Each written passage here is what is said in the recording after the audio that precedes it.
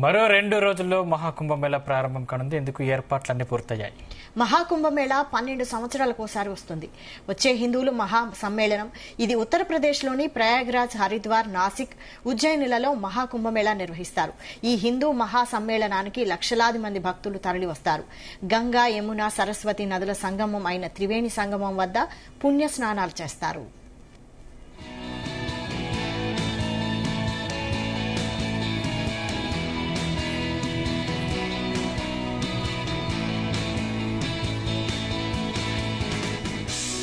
రెండు 2025 మహాకుంభమేళా జనవరి 13 సంక్రాంతి రోజు ప్రారంభమై ఫిబ్రవరి 26 వరకు కొనసాగనుంది. ఈ మహాకుంభమేళాకు దేశ విదేశాల నుంచి 40 కోట్ల హిందువులు హాజరవుతారని అంచనా వేస్తున్నారు.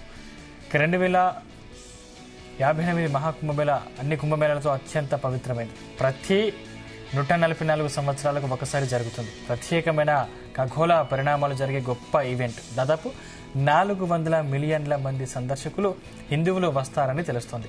ఇది సాధారణ కుంభమేళా కంటే చాలా ఎక్కువ.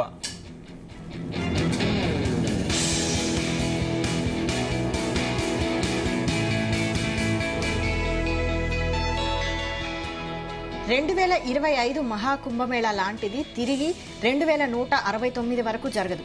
ఈ కుంభమేళాలో పాల్గొని భక్తులకు మంచి అనుభూతిని కలిగిస్తుందని మేళా నిర్వాహకులు చెబుతున్నారు. జ్యోతిష్య శాస్త్ర కారకాలు, ముఖ్యంగా గురుగ్రహం, సూర్యుని స్థానాలు ఈ పవిత్రమైన పండుగ సమయాన్ని నిర్ణయిస్తాయని చెబుతున్నారు.